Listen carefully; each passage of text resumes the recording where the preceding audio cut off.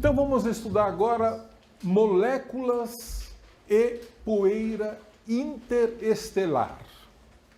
Até agora nós nos preocupamos com estrelas, com planetas, mas no meio interestelar também existe matéria, existem grãos, existem moléculas. Não é, assim, um meio muito rico em moléculas e grãos. A densidade do meio interestelar entre uma estrela e outra é o que nós chamamos de meio interestelar. A densidade desse meio é 10.000 vezes menor do que o melhor vácuo que a gente consegue fazer em laboratório aqui na Terra. Vamos lá. O melhor vácuo que se consegue produzir aqui tem 10.000 átomos por centímetro cúbico. Esse é um vácuo realmente muito bom. No meio interestelar, você tem 1 átomo por centímetro cúbico. 10.000 vezes menos. Tá? Aí você conclui, bom, se ele é um vácuo tão perfeito, vamos ignorá-lo. Né? Por que estudar a matéria que é um vácuo tão perfeito assim? É relevante estudar porque as distâncias entre as estrelas são gigantescas. E mesmo com pouca matéria, você acumula uma grande quantidade quando você soma tudo. Né? Então, existem algumas razões de por que a gente estudar. Uma é porque numa galáxia como a Via Láctea, e basicamente todas as galáxias espirais, e mesmo as irregulares, né, tem quase tanto gás e grãos no meio entre as estrelas, quanto a soma de todas as estrelas. Então, é importante estudar por causa disso, porque é uma parte importante, é um ingrediente importante da galáxia. Né? Outra razão, é desta matéria que se formam as estrelas. Então, se você quiser entender como é que as estrelas se formam, por que as estrelas se formam, e principalmente onde as estrelas se formam, é melhor você estudar o meio interestelar, porque é lá. Tá certo? E, finalmente, quando as estrelas morrem, o que elas fazem? Jogam matéria para fora. Né? Jogam matéria, ou sob forma de nebulosa planetária, ou sob forma de resto de supernova. Jogam matéria para onde? Para o meio interestelar. Né? E essa matéria, nesse meio interestelar, vai se misturando com matéria ejetada por outras estrelas. Né? Depois de você ter 10.000, 100.000 estrelas mortas vagando por aí, começa a formar nuvens, se agregam e formam uma nova geração de estrelas. Então é muito importante a gente estudar esse gás, essa matéria que nós chamamos de interestelar, que fica entre uma estrela e outra. Tá? Bom, aqui nós temos o mapa mundi da Via Láctea, que é uma imagem que eu já mostrei diversas vezes para vocês, e certamente vocês vão ver muitas vezes ainda, porque ela é muito eloquente. Né? Você vê a estrutura da Via Láctea como uma região gosmenta no céu, brilhante, e aí você vê muitos defeitos aqui, que aparentemente alguém poderia concluir que é falta de luz de estrelas, né? Não. São nuvens de poeira que impedem que você veja as estrelas, a luz das estrelas que está sendo emitida por detrás delas. Tá? Quando você olha aqui embaixo, você tem somente o plano, né? Até colorido, em cima é preto e branco. Você vê então com mais detalhes, onde você tem aparentemente a região mais luminosa da galáxia, que é Sagitário, aqui, não é? E as outras regiões com poeira. Quando você olha no infravermelho, você percebe que isso aqui é uma poeira que está atrapalhando a visão, porque na verdade a luz da galáxia existe por toda parte. Então é só comparar esta imagem aqui com esta que você nota que a galáxia tem estrelas por toda parte, não existem regiões que são totalmente vazias de estrelas, né? E por que no infravermelho é melhor do que na luz visível? Porque os grãos têm um certo tamanho. E o comprimento de onda da luz, se for do tamanho dos grãos, essa luz é espalhada. Se o comprimento de onda for maior do que os grãos, ela pode ignorar os grãos. Então, os grãos só atrapalham a visão para comprimentos de onda de luz no infravermelho. E quanto maior o comprimento de onda, menos ela atrapalha. Porque o comprimento de onda torna-se maior do que as partículas. Tá? Então, nós dizemos que as regiões que têm poeira são regiões de extinção. São regiões de extinção, sofrem extinção interestelar. E as estrelas que estão por trás da poeira, eles sofrem um efeito que nós chamamos de avermelhamento. Porque a luz delas é espalhada pelo grão de poeira, mas a luz azul, que é de comprimento de onda menor, é mais espalhada do que a luz vermelha, que tem um comprimento de onda maior. Então, isso dá um efeito de avermelhamento. As estrelas parecem mais vermelhas. Por extinção interestelar. Tá certo? Nós vamos estudar aqui só a luz interestelar, mas a poeira interestelar. Mas existe poeira também no sistema solar. Nós não vamos estudar isso agora, mas existe a poeira zodiacal, que produz a luz zodiacal, né? Existem os anéis em torno dos planetas, que também têm poeira. A poeira também foi importantíssima para formar planetas, estrelas e assim por diante, né? Qual é o tamanho desses grãos de poeira interestelar? Vamos ver. Um átomo tem tipicamente 0,1 nanômetro. Tá? Um nanômetro é uma dimensão 1 bilhão de vezes menor do que 1 metro. 1 bilhão de nanômetros dá 1 metro. Então, um átomo tem tipicamente 0,1 nanômetros. Uma molécula pequena tem tipicamente 1 nanômetro. E um grão de poeira interestelar tem tipicamente 100 nanômetros. 0,1 micron. É claro que nem todos os átomos têm o mesmo tamanho, nem todas as moléculas têm o mesmo tamanho e nem todos os grãos de poeira têm o mesmo tamanho. Existem tamanhos variáveis. Estamos falando aqui de um tamanho típico. 100 nanômetros.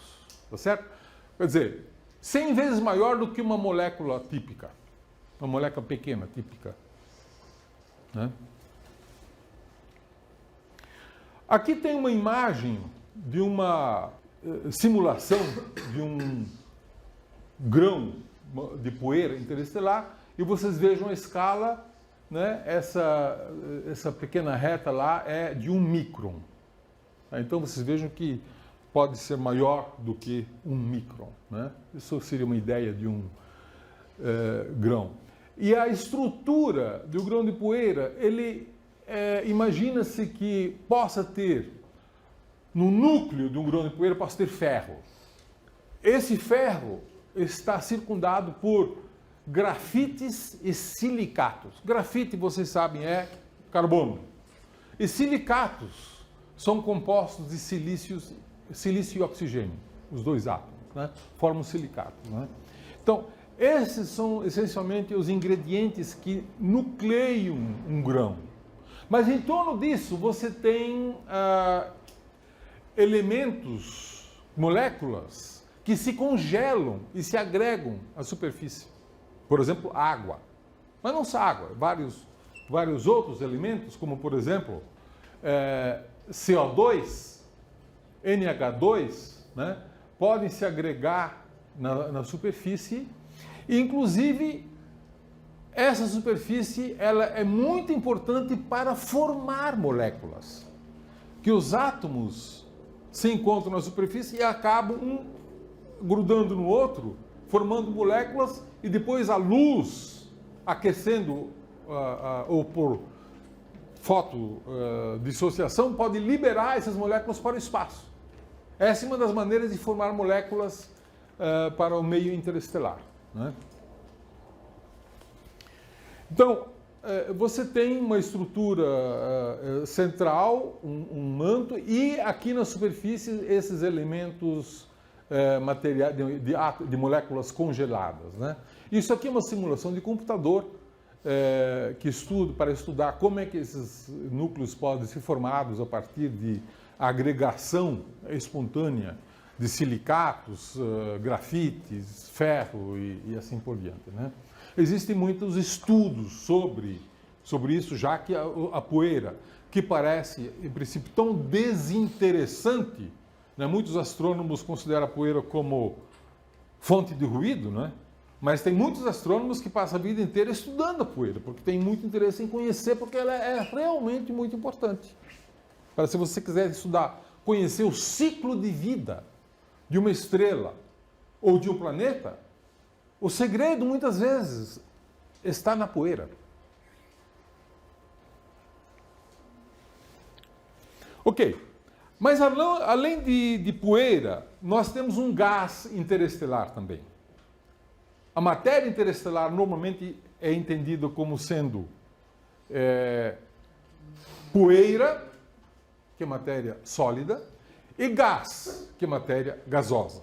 Né? Esse gás pode assumir diferentes formas. Gás ionizado, átomos ionizados, átomos neutros ou moléculas. Muitas moléculas são detectadas no espaço. Existe uma área da astronomia que se chama astroquímica. Né? É a química do meio interestelar, basicamente. Né?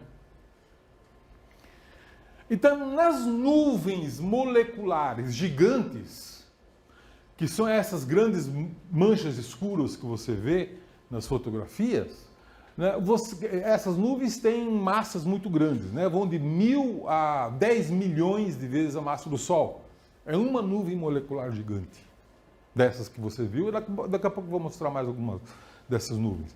A temperatura é muito baixa, vai de 10 a 20 graus Kelvin. Tá? 10 a 20 graus Kelvin.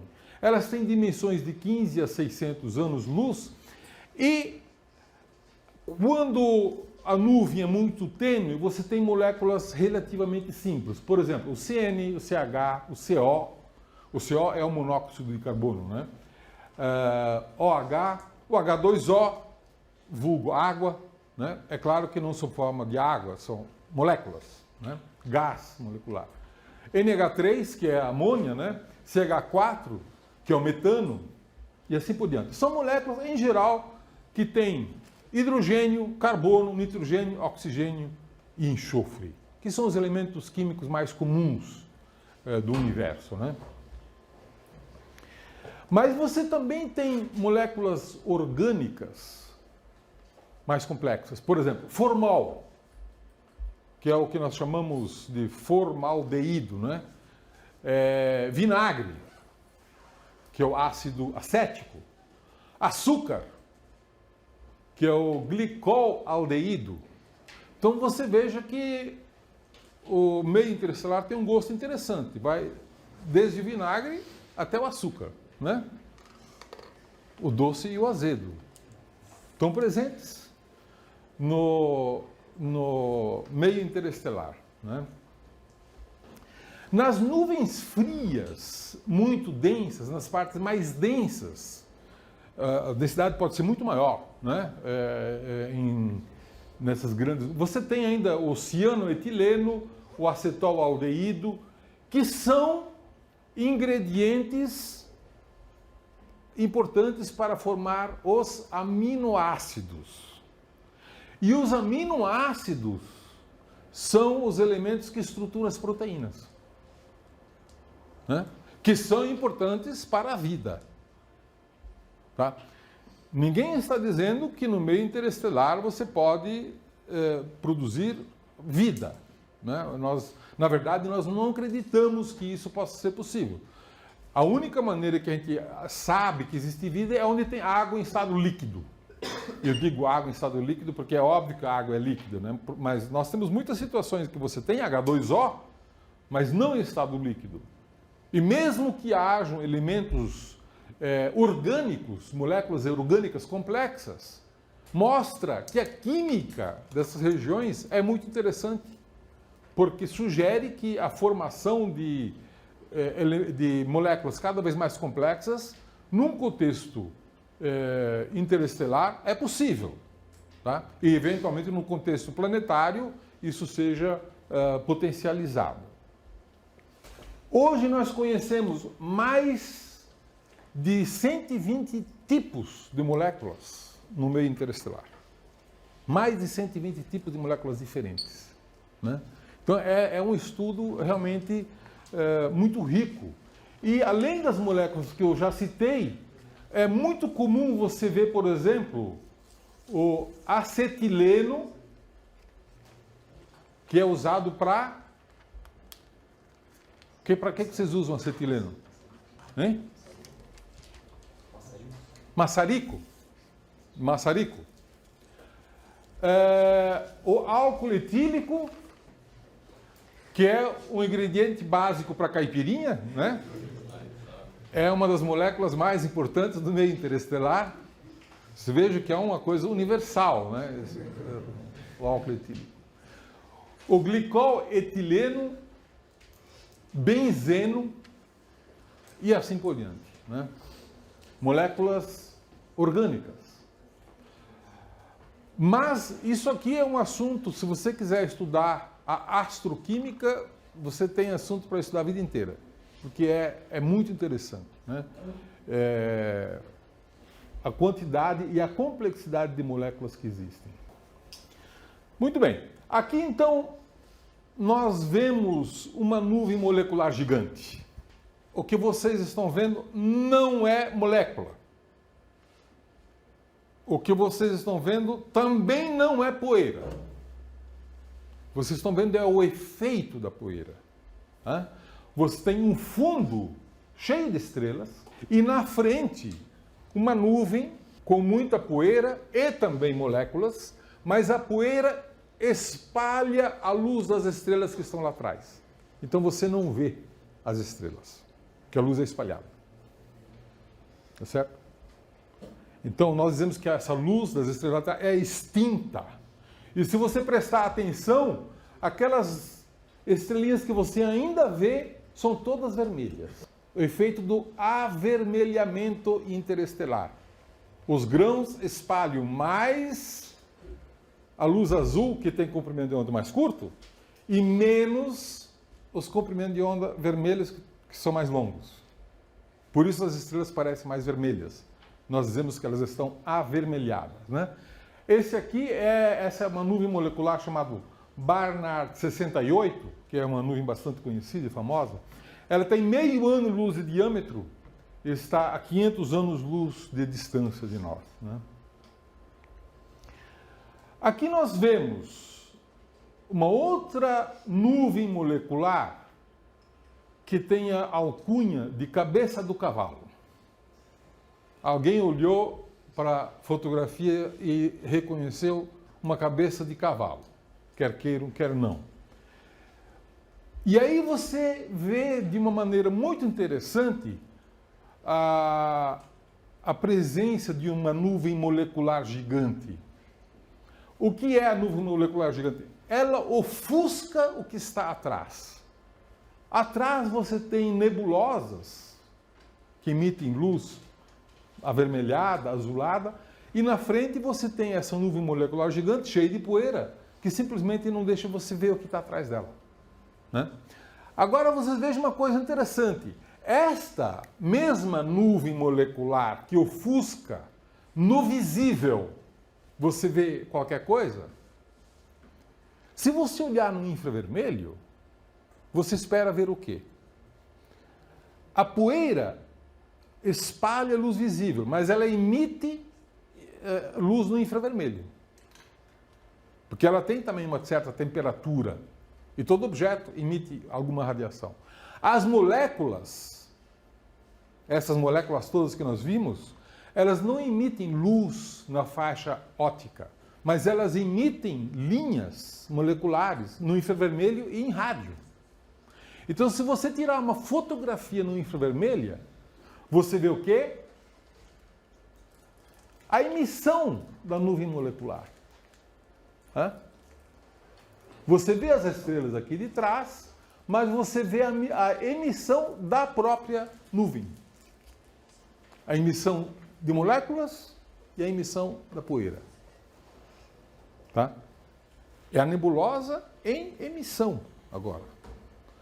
Para isso você tem que tirar uma fotografia no infravermelho. E essas duas foram tiradas pelo telescópio espacial Hubble, no óptico, essa à esquerda embaixo, e no infravermelho à direita em cima. Então essa é a cabeça do cavalo em duas versões, né?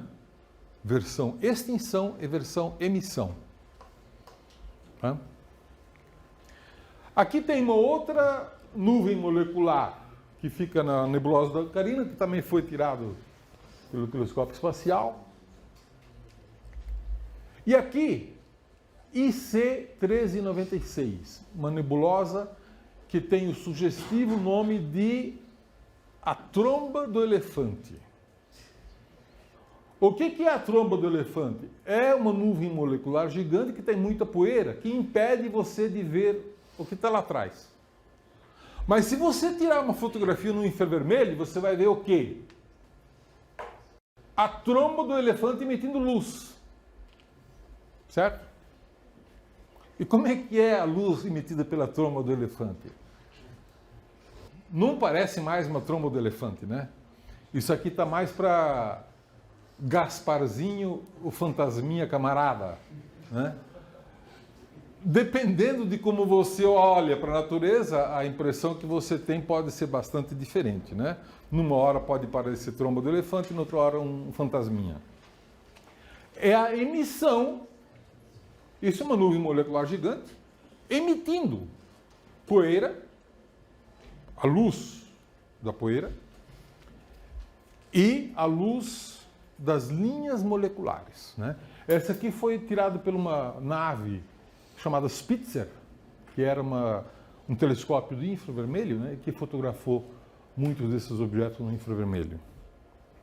Aqui eu mostro para vocês a nuvem molecular Barnard 86 do lado de NGC 6520, que é um aglomerado globular, um aglomerado aberto, jovem, muito jovem. Então vocês vejam que aqui é uma região de muita formação estelar, só que aqui essa nuvem foi mais rápida do que essa, né? Essa foi mais precoce, formou estrelas antes do que a nuvem. Essa certamente está formando estrelas ou vai formar estrelas no futuro próximo. Mas são duas nuvens em tempos diferentes, uma do lado da outra. Uma formou estrelas e a outra ainda não formou. E, finalmente, algumas dessas nuvens também se fragmentam em pedaços maiores e menores. E é muito comum você ter nuvenzinhas muito pequenas, que são chamadas de glóbulos de Bock. Glóbulos de Bock. Bock foi o sujeito que descobriu essas nuvens, né?